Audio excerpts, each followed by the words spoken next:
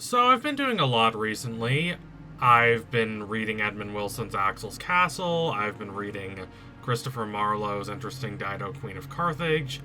And I've also been rewatching a lot of old movies that I've really liked in the past few years. Movie theaters are just really struggling to get up and running again, but thankfully I have a whole library of movies available to watch. So I've been watching a lot of those, including Booksmart.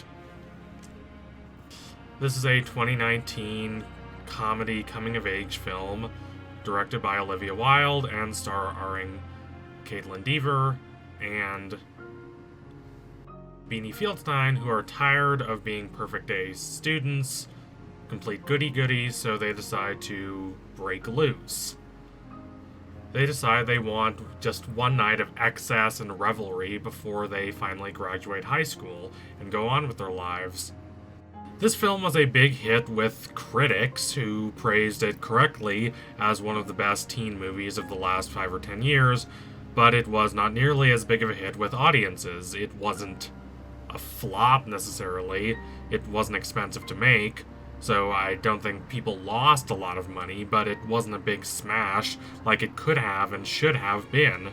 And a big reason for that is the marketing, which presented this as this typical standard raunchy teen party comedy, which it really isn't.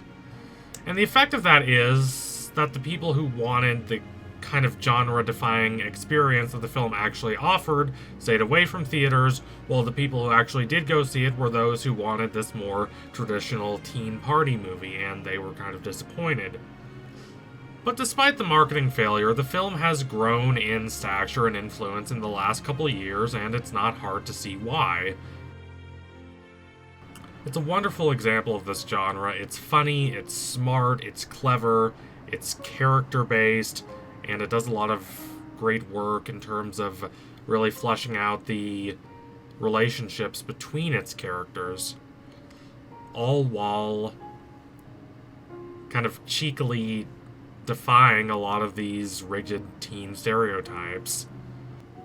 It's a hilarious satire and a cogent, thoughtful portrait of a tense relationship between two friends. Admittedly, I would really like to know what kind of school they're in wherein so many students are getting into Ivy League schools. I went to a pretty dang good high school back in Colorado, and only one student, to my knowledge, got into an Ivy League school in my year, and that student was me. I don't say that to brag, I'm just saying that's how it is. But I appreciate the sentiment and the message nonetheless.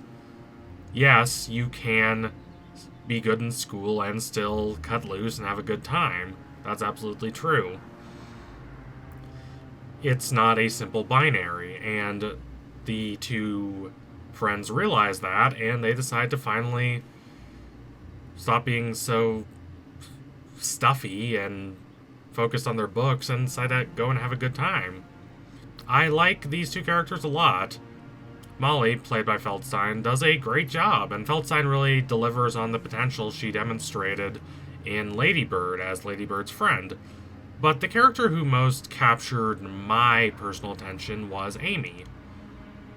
There are a few reasons for this. She feels very fresh and new, not just a subversion of a stereotype, but someone who really is able to free herself from the world of those stereotypes. I like how she's gay, but the film isn't defined by her being gay. That is not to say her sexuality doesn't matter at all to the film, and I really do love the awkward comedy of the parents trying to ship her and Molly.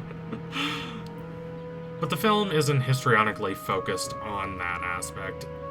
It's not so impressed with itself, it's not so self-congratulatory like a lot of films are, and it doesn't try to falsely universalize her experiences. She doesn't stand in for the experiences of all gay people. She's just one person with her own experiences, and the film deals very delicately and thoughtfully and introspectively with her experiences. Yes, her two romantic interests in this film are women. the film takes that as a given, and it instead really deals with the specifics of those relationships and the effects those relationships have on her, which I really appreciate. But I also love her awkwardness and earnestness. This is not a person who is good at being cool. Most often she does not try, and when she does try, like she does a couple times in this film, it comes off as very stilted and absolutely not her. She looks kind of like a fool, but the genius of this film is it kind of demonstrates how there's nothing wrong with looking like a fool some of the time. There's nothing wrong with being flawed and failing and not always being perfect. That's okay.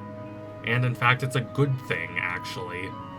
There are two levels on which Amy breaks loose during this film. On the first level, the level she's conscious of during this film, she's really breaking free from the image others have of her, and the image she's had of herself as this goody-two-shoes, straight-A student. She's allowing herself the indulgence and the Dionysian revelry she's been missing, and she enjoys that. The second level is a bit different, and this is what really captivates me. It's having her being willing to allow a bit of that doubt and chaos into her perfectly ordered world. We see that her and Molly have their lives all planned out for them, but the film suggests that this is not necessarily a good thing. Adulthood is messy and disruptive, and it can overturn the perceptions we've had of ourselves, and that's okay. In fact, it's important. It can lead us to making important changes in our lives, changes we should have made a while ago. Amy does not intend at the start of the film, or even when she agrees to do all this partying, to allow that real sense of existential doubt and chaos into her life, but she's better for it, and to a certain extent, the breaking up of her old idea of herself and her idea of her friendship with Molly was kind of inevitable. Molly is caring and thoughtful and passionate, but she can also be kind of controlling. And although Amy has never admitted this, she kind of wants to get away from Molly and make her own life for herself and decide who she really wants to be. That's a big reason why she wants to take this whole year in Botswana. But of course, she is very hesitant to reveal this to Molly because she likes their friendship, and she's afraid of what would happen to that friendship if Molly knew the truth. So we see Amy as this person who is kind of scared of chaos and instability, of her perfectly ordered life kind of breaking apart a bit. But by the ending of the film, she learns to accept that sense of imperfection, of life not always being exactly as she planned, and that being alright. She's gradually grows to acclimate to this. Nothing about their grandiose party night goes according to plan, and that's fine. She takes drugs, and she's rejected by her crush, and she spends half the film trying to find the party she's supposed to attend, but that's okay. Chaos disrupts her life, and that doesn't destroy her life. Her friendship with Molly is going to need some adjustment, but that friendship will survive, and it will be as strong as ever. Amy ends up vomiting during her first sexual experience, but the girl is still there the next day. Not coincidentally, the girl's name is Hope. Now, that is a bit of over-obvious symbolism, and if it's a bit too blunt for you, I completely understand, but it works for me.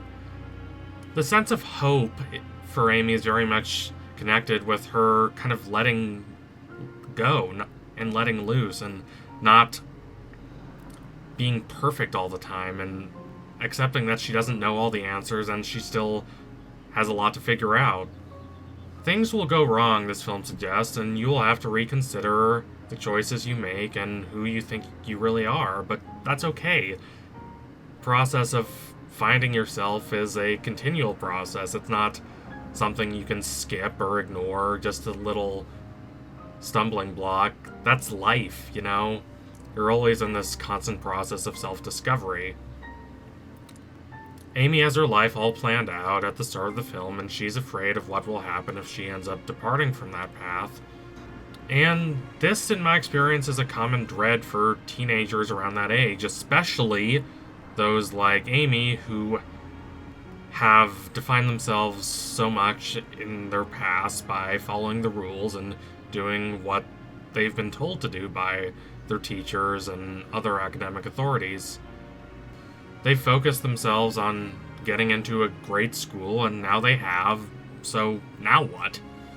As the psychologists say, you have to face your fears if you want to overcome those fears. And that is what Amy ends up doing. By the conclusion of the film, she is a changed person. There's a difference between being introverted and being timid. Amy is an introverted person. So am I. Nothing wrong with that at all. But by the end of the film, she is no longer timid. It's been burnt off like the morning fog. She's been jailed, and she's been rejected, and she's had her entire idea of how this night was going to go completely uprooted. In short, she's been humiliated.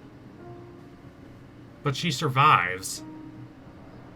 And she's a stronger person for that. It doesn't destroy her. She has to confront her shadow. She has to confront this absolute antithesis of the image she and others have had of her. And she does, and it's frightening, but after she does that, she has a more full and comprehensive view of who she actually is, aside from the person she's always been told she is, this very astute, studious, do everything by the book kind of person. Amy is a more mature person by the conclusion of the film. She is more self-confident in the sense that having her expectations frustrated and being completely let down by life is not the same thing as oblivion. Life does go on.